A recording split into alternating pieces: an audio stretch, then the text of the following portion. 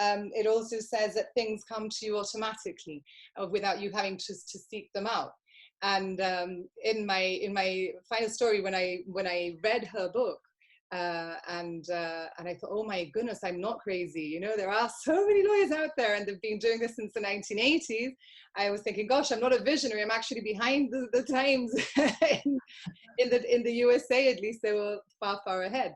But what I wanted to meet this lady, Kim Wright, and she's obviously American. So I was thinking, gosh, I'm gonna have to go to America and find her. Then I found out that she actually travels all the time. So she doesn't actually stay in one place for very long.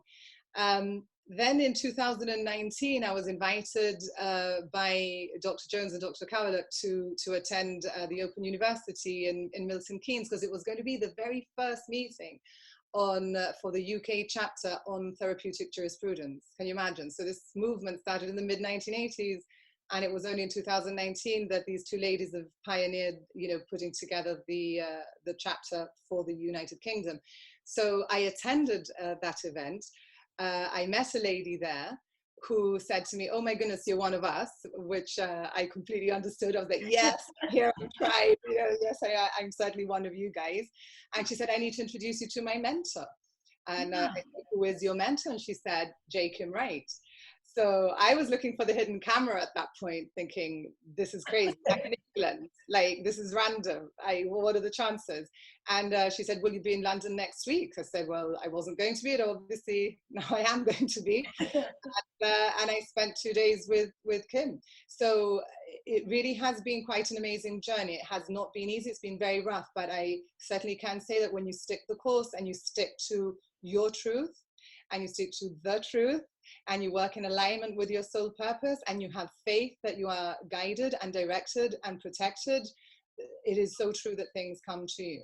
And all these opportunities, I have to say, are opening doors to me being able to learn more and offer more for my clients. And so, so I'm building my new website, very excited about that. And writing the first book, which will be sharing the holistic law module that I've come up with, that I've created for lawyers and for the clients as well. So it will be a practical guide, so lawyers understand exactly what they need to do from the moment they wake up in the morning to the moment that they come home after a long working day. And hopefully my aim is to help not just lawyers live and work in a way that brings them well-being, but that also in turn empowers them to do the same for their clients throughout the legal process. Wow, wonderful, Amber. I wish you much luck and much joy. I think you have it. I think you have all the blessings from the gods in the universe, because, as Sri Patanjali says, you are established in truth. It doesn't mean, like you said, and I keep telling many of our viewers, that it doesn't mean that you won't get obstacles in life. You will. It's just the way you handle it. We're talking about in Raj 2, Sri Patanjali tells us pain that is yet to come is avoidable. It's just with this knowledge we can avoid pain by practicing these truths. This is why the yamas and niyamas are so vital in our life.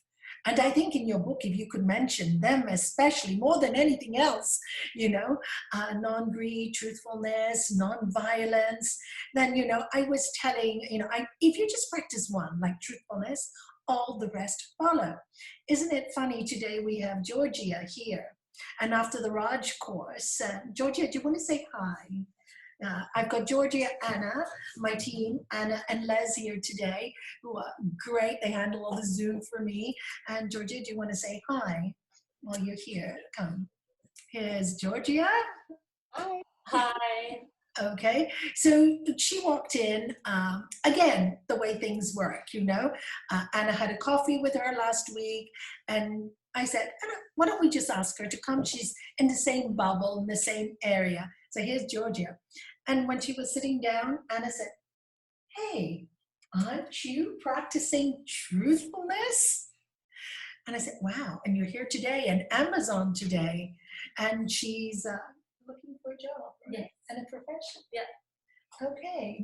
How did you feel about this? Yeah, great. It's crazy because it's like you say, the Come, things come closer. I don't think they can. the things that just fall into place. Like I was speaking to Anna last week about following one of the yamas and then the rest fall into place, and it was that one, and then you asked me to come for this. So yeah, it's great. Thank you. Yeah, you're so welcome. I didn't even know she was practicing truthfulness. So Yeah. you see, the universe kind of, and this is what I want to. Oh, you're so welcome. And this is what the universe does all the time. All the time.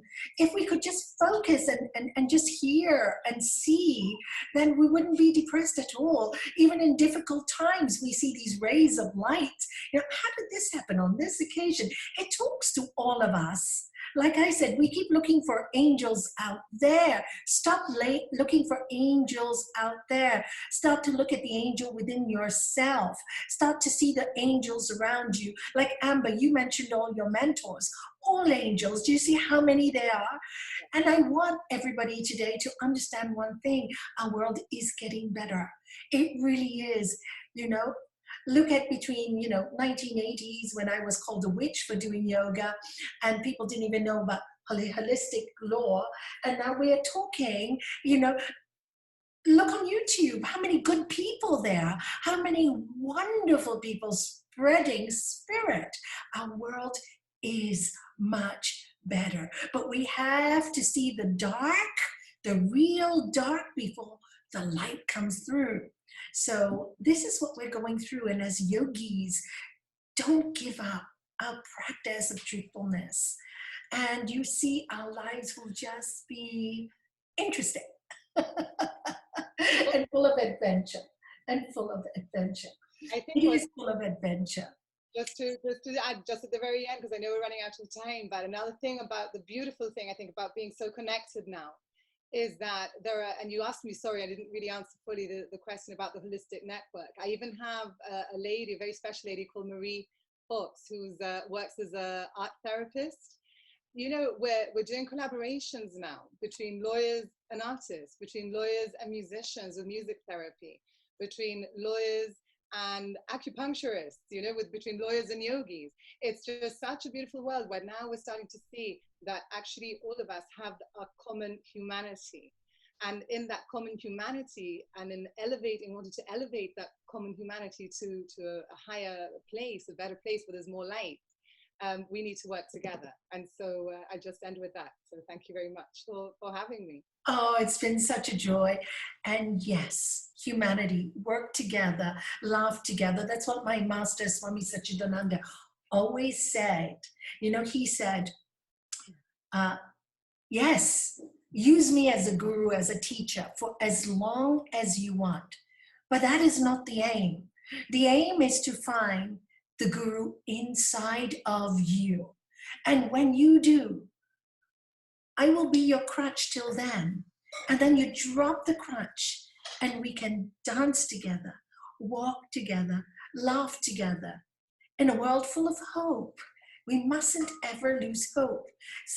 Recently, the last few months, because of all this COVID stuff, people have lost so much hope. And this is what we must now focus on, things that will elevate us, not bring us down. So Amber, you've inspired me. Thank you. And I think you've inspired many people. Thank you for coming to the talk today. Thank you for sharing your knowledge. I really appreciate it. Thank you. If anybody wants to contact me, please do during these difficult times. We're all working from home. My email is amber@amberlaw.gi. The website's still a work in progress, but it's it's amberlaw.gi. But please do contact me any way I can serve. I'll be very happy to do so. So thank you once again, all of you, for listening. And thank you, Nalanie and Anna and Shanti and Les. Thank you all.